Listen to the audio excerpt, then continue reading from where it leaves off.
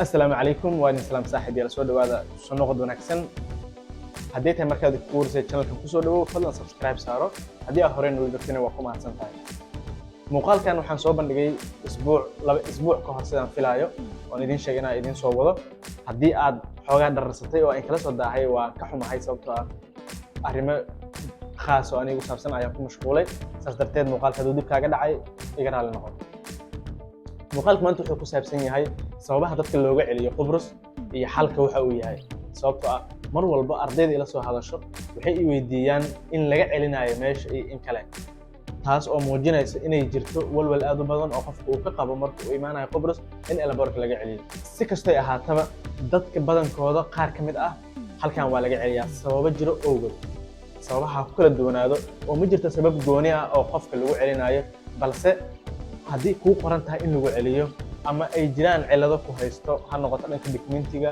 ha noqoto dhan walbo waxaa macquul in dib lagu celiyo taas macnaheedu ma inaa waddankaadan soo geli karin mar kale waad ku soo laaban kartaa haddii dib lagu celiyo wax kaa qaldamaan mar kalena waad imaan kartaa muuqaalka waxaan kugula wadaagayaa waxyaabaha la isku celiyo qaar ka mid ah iyo sidoo kale xalka waxa uu yahay kusoo dhawaada muuqaalka oo faahfaahsan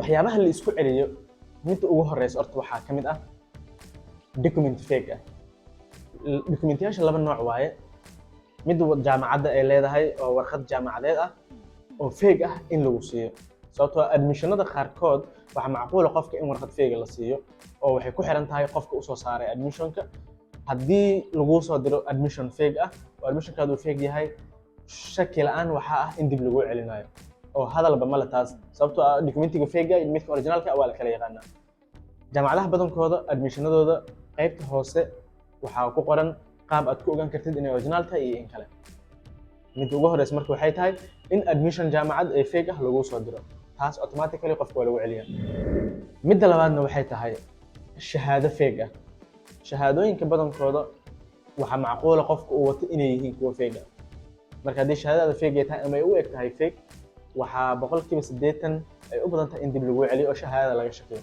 dadka qaar waxaa jiro shahaado fake ah wato laakiin u eg shahaado original ah taasoo kale qofkaas inaan lagu celin ama aan lagu qabsanin waa wax macquul ah oo waa sax way dhacdaan balse haddii shahaadadaada ay totally u eg tahay wax fake ah sababtoo shahaado qofka meesha jooga immigrationka shahaadada wuu qiimeynayaa haddii uu u arkay inay original tahay waa okay haddii uu u arkay inay fake tahayna in khalkhal lagu geliyo oo halkaas cilad ay ka imaadana waa macquul marka shahaadooyinka qaar dadku waxaa jira shahaado fake samaysto marka haddii shahaado fake walba aad samaysanaysid iska ilaali ka taxadar in dib lagu celiyo way dhici kartaa midka saddexaadna waxay tahay inuu qofka uusan hadli karin luqadda lagu hadlayo luqad kale maahan waa English qofka haddiisan uu ku hadli karin English at least markii wax la weydiiyo uusan ka jawaabi karin uusan fahmi karin wax la weydiiyey waxay u badan tahay in dib loo celiyo sababtoo ah qofka haddii micnaheeda maahan haddii aad English aqoon in dib lagu celinayo oo 100% laakiin dad waxaa jira English fiican aan aqoonin laakiin haddana la soo fasaxo oo la siiyo fiisaha way jiraan taas luqadda ah oo English inaadan ku hadli karin mid kale oo daba socota ayaa jirto oo ah qofka inuu arday u eg yahay dad waxaa jiro arday ah oo inuu wax barta rabo arday u eg laakiin haddii Englishkiisa uu xun yahay fiisaha in la siiyo oo waddanka la soo geliyo sidoo kale waxaa jiro qof arday aan ahayn haddana communication-ku ka xun yahay oo san hadli karin taasna waxay dhici kartaa in dib lagu celiyo marka haddii aadan English aadan ku hadli karin at least ha lagu arko qof arday ah oo arday u eko taasna waxaa laga yaabaa inay kaa caawiso in fiisaha lagu siiyo oo waddanka hore u gashay marka luqadda aad ay muhiim u tahay dadka qaarkood ma hadli karaan marka wax la weydiiyo kama jawaabi karaan qofkii wuxuu uu iskula hadashaan oo communication ma jiro oo isma fahmaysaan qofkii immigration ka fadhiyay dadka badankooda la celiyo aan arkayna waxaa sabab u ah luqad la'aantaas marka haddii jaamacadda aad u socoto walba ama haddii dana kale xataa aad leedahay waxaa muhiim ah at least inaad Englishka fahmi kartid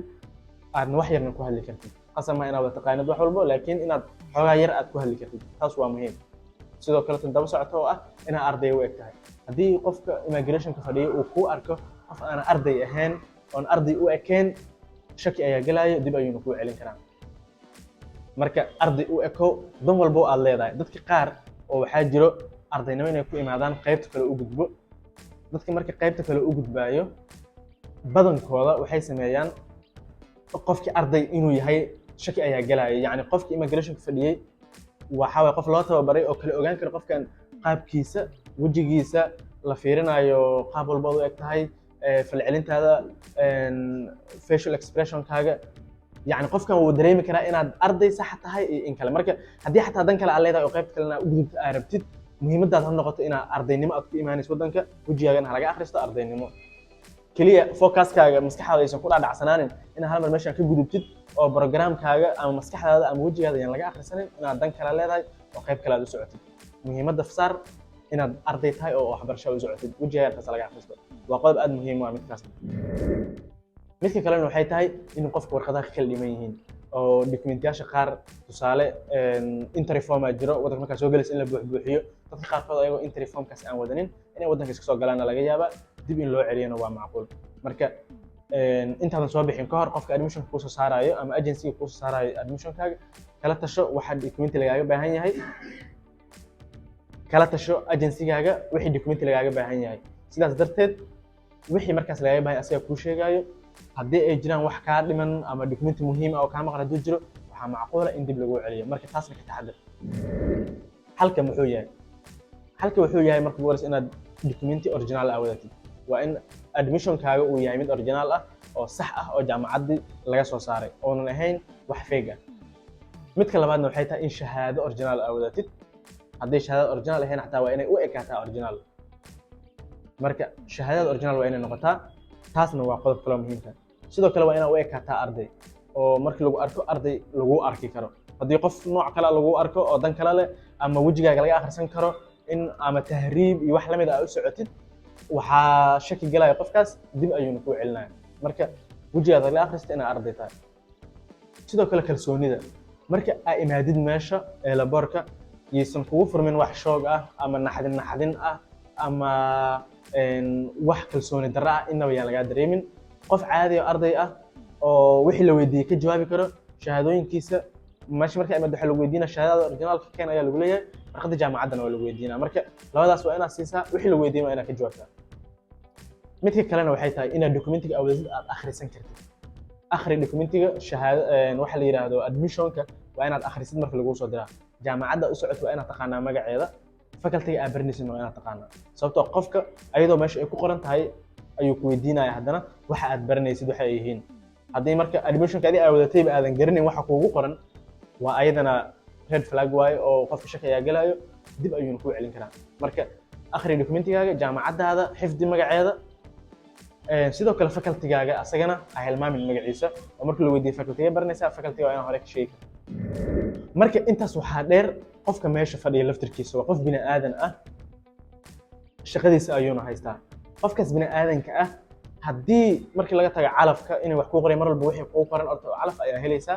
oo haddii kuu qoranta in lagu celiyo cid ku celin karta ma lahan oo kaa celin karta ma lahan. dabcan dib in lagu celiyo haddii kuu qoran tahay waa noqonaysaa. haddii ay kuu qoran tahay inaan horay waddanka u gashidna waa u gelaysaa. marka qadartana waa inaa aamintaa, ayadana qodob muhiim waay. sidoo kale qofka meesha fadhiya asagana waa bini aadan, wuxuu doono ayuu samayn karaa. cid yacni uu kala tashanayo ama go-aankiisa waaye inaad waddanka aad soo gashid in dib uu kuu celiyo, asaga go-aankiisa ayay ku xiran tahay qofka immigrationka fadhiya. marka taasna waa inaad meesha gashataa, qorshaha ku darsataa. qofkaas marka suusan kaaga shakinin waa inaad khalkhalka iska yaraysaa. wejigaaga aan laga akhrisanin yacni ardaynimo. qof aan arday ahayn waa inaan lagu arkin oo ardaynimo lagaa dhadhamin karaa markii lagu arko. sidoo kale wixii la weydiin aad ka jawaabi kartid. marka qofkaas waa inaad iska dhistaa 100% si uu kuu siiyo fiisaha. haddii ay ka qabato inuu dib kuu celiyo, waxba kuma qaadanayso inuu dib kuu celiyo oo asaga go-aankiisa waaye. haddii aad u baahan tahay fiisooyinka waxbarashada, haddii aad u baahan tahay admission oo jaamacadaha,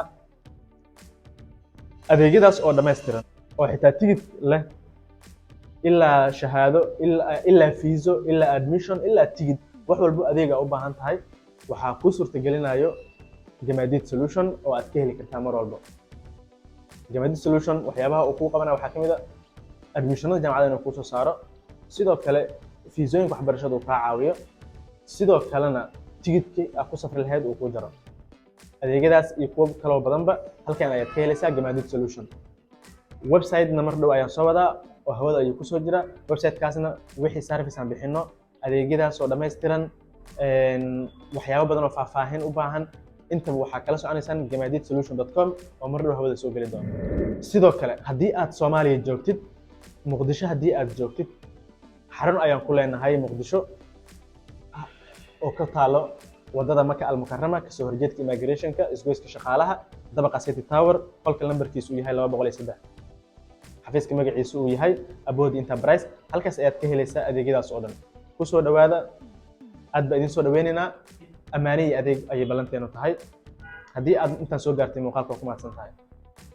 muuqaalka like share si dad badan uu gaaro. wixii fikir iyo fariin ah haysid ama su'aal ah qabtid commentiga nagula wadaag. haddii adeegyadan soo sheegay u baahantay in laga caawiyo, igala soo xiriir Instagram shaashada saaran, sidoo kale lambarka WhatsApp-ka asagana qaybta description-ka yaalo igala soo xiriiri kartaa. sidoo kale Facebook page Gamadid Solution asagana igala soo xiriir.